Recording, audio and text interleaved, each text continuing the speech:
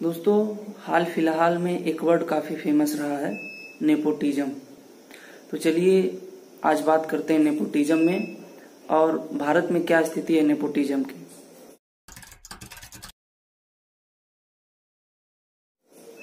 नमस्कार दोस्तों, राधे राधे। दोस्तों, आप सभी का स्वागत है हमारे इस चैनल RJMD ब्लॉग में। आज हम बात करेंगे नेपोटिज्म पर। सबसे पहले हम समझते हैं नेपोटिज्म होता क्या है। दोस्तों, जब हम किसी पद या ओहदे का गलत इस्तेमाल करके अपने फैमिली या अपने रिश्तेदारों का लाभ कराते हैं तो इसे नेपोटिज्म कहते हैं। दोस्तों, क्या जरूरत है हमें नेपोटिज्म के बारे में बात करने की। दोस्तों, अगर आप एक प्रतिभाशाली इंसान हैं, आपके अंदर प्रतिभा है IAS बनने की, आप UPSC का फॉर्म फिलअप करते हैं, प्री का एग्जाम देते हैं, मेंस का एग्जाम देते हैं, इंटरव्यू क्वालिफाई करते हैं और उसके बाद आपको पता चलता है कि केवल एक ही सीट है और मंत्री जी का बेटा भी IAS बनना चाहता है। तो दोस्तों, आपको IAS ना बनाकर मंत्री जी के बेटे को IAS बना दिया जाता है।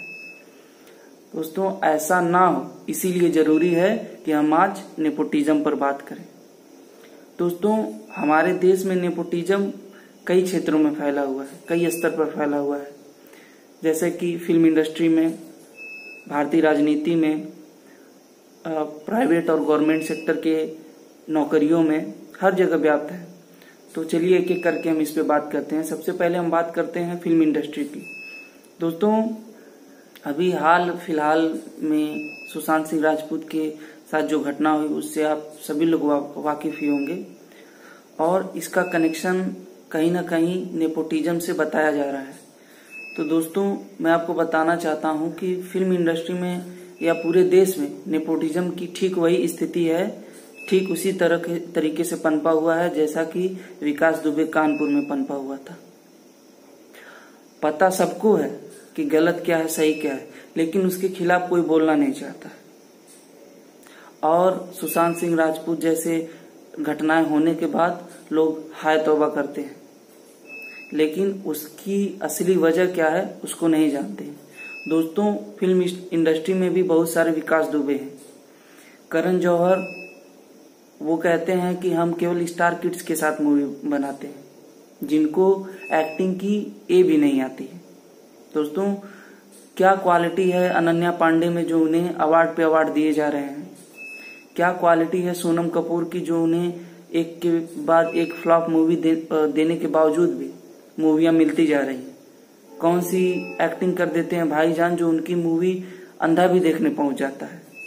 आखिर क्या क्वालिटी थी गली बॉय मूवी में जो उन्हें होलसेल में अवार्ड दिए जा रहे हैं। क्या इसके पीछे कहीं न कहीं नेपोटिज्म का हाथ नहीं लगता है।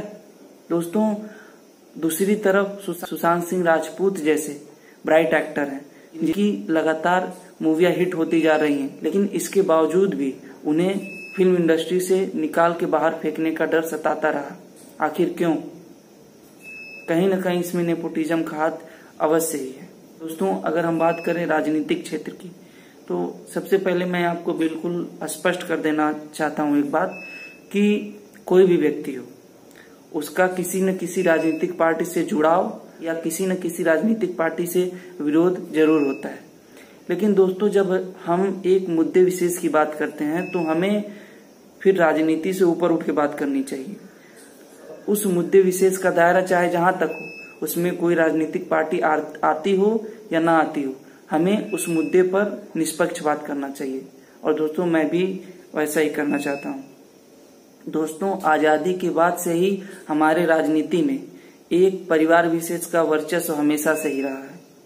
आखिर क्यों? दोस्तों, अगर किसी मजबूरी में किसी परिवार के सदस्य के अलावा भी किसी को प्रधानमंत्री बना दिया गया तो कहीं न कहीं बागडोर लगाम उनके हाथों में ही रही, उनके परिवार के हाथों में ही रही। आखिर ऐसा क्यों? ऐसा तो नहीं है कि आपके पार्टी में कोई हकदार सदस्य या कोई उस काबिल सदस्य नहीं है। आपके पार्टी में और भी सदस्य हैं, लेकिन प्रधानमंत्री पद का दावेदार आप ही के परिवार का जन्मसिद्ध अधिकार क्यों है? माँ अध्यक्ष होती हैं, इस्तीफा देती हैं तो बेटा अध्यक्ष बनता है, बेटा इस्तीफा देता है तो बहन बागडोर संभालती है।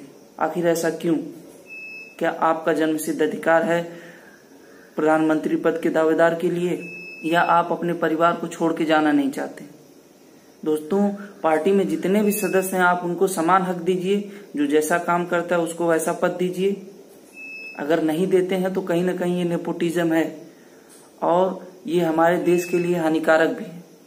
दोस्तों, अगर हम बात करें प्राइवेट सेक्टर की, तो प्राइवेट सेक्टर में भी या उद्योग क्षेत्र में भी 3-4 परिवारों का हमेशा से ही वर्चस्व रहा है। हालांकि वो उनकी निजी संपत्ति है, इसके बारे में हम बहुत कुछ नहीं कह सकते, लेकिन जब हम बात करते हैं नेपोटिज्म की तो उसके अंदर भी नेपोटिज्म आता है, इसीलिए हमें बात करना जरूरी है। दोस्तों, अमीर अमीर होता जा रहा है और गरीब गरीब होता जा रहा है। आखिर ऐसा क्यों? मुकेश अंबानी पहले विश्व के 50 अमीर व्यक्तियों की सूची में आते थे, अब विश्व के 10 अमीर व्यक्तियों की सूची में आते हैं। आखिर क्यों? दोस्तों, जरूरत है हमें इसके खिलाफ आवाज उठाने की, हमें एकजुट होने की। अगर नेपोटिज्म का कहीं इनकाउंटर किया जाता है तो जरूरत है हमें उस इनकाउंटर का समर्थन करने की, ना कि हो हल्ला करने की, जैसा कि विकास दुबे के इनकाउंटर होने के बाद किया जा रहा है और सुशांत सिंह राजपूत के हत्या के बाद भाईजान के समर्थक हो हल्ला कर रहे हैं। ऐसा नहीं होना चाहिए। अगर आप ऐसा करते हैं तो फिर आप नेपोटिज्म का शिकार होने के लिए तैयार रहिए, फिर आप उसके खिलाफ कोई भी एक्सक्यूज नहीं दे सकते।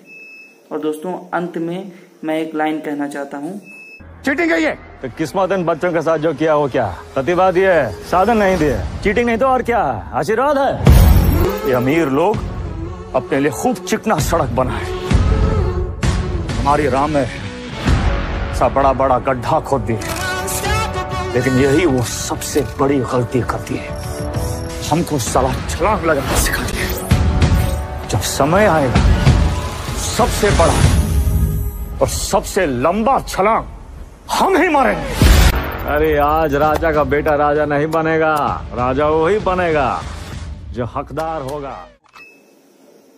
Thank you. जय हिंद।